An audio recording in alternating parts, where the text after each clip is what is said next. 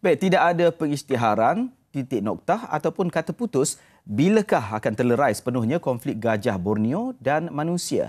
Kajian mengenai ancaman kepupusannya seringkali dikupas para saintis dan pendapat awam. Sedar atau tidak, bukan jumlahnya yang semakin pupus atau berkurangan. Ironinya, populasi pigmi dibimbangi semakin liar dan bertambah di luar hutan. Sempena Hari Gajah Sedunia esok, Azaman Awang dan Safwan Sawi menyingkap apa nasib hidupan liar itu untuk tempoh mendatang. Tanaman yang dia kasih musnah, durian yang baru tanam lah. Durian, sawit, pisang, memang itu yang dia punya favorite lah.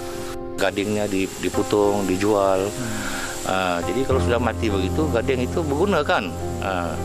Jadi untuk membayar mungkin dia punya kos kerugian dia, itulah dia punya impak dia pula. Wallahualam lah.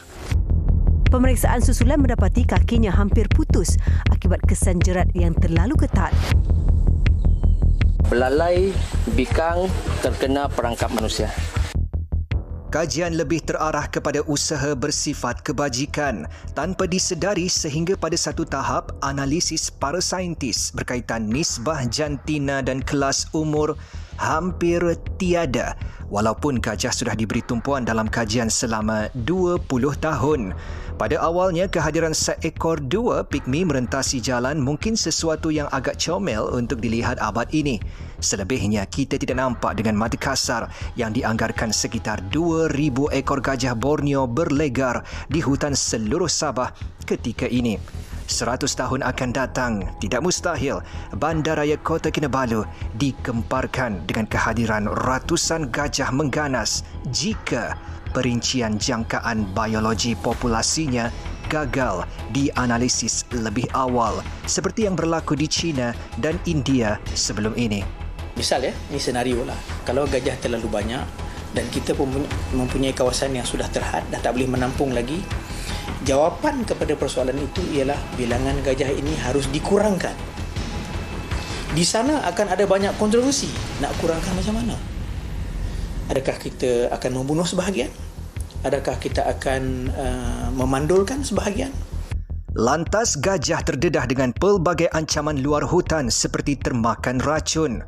Contoh kes kematian pernah dilaporkan antara 2018 hingga 2020 mendapati terdapat unsur logam kadmium hasil analisis sampel bangkai dihantar ke Pusat Racun Negara sehingga kini tidak diketahui perinciannya. Dari mana datangnya bahan kimia itu? Isu berkenaan kami panjangkan kepada Pengarah Jabatan Hidupan Liar Sabah, Agustin Tuga. Kita tidak pasti dari mana datang kadmium ini dari sumber alam karena pada kebiasaannya bahan kadmium ini dapat dalam kepekatan yang sangat sedikit dalam tumbuhan maupun di dalam tanah. Menjadi tanda tanya angkara siapa pencemaran bahan kimia itu berlaku, sama ada secara sengaja atau tidak, apa tindakan yang telah diambil, sampai bila gajah pigmi perlu berdepan dengan ancaman seumpama itu. Mampukah konflik gajah manusia diminimumkan sebaik mungkin? Laporan kedua esok.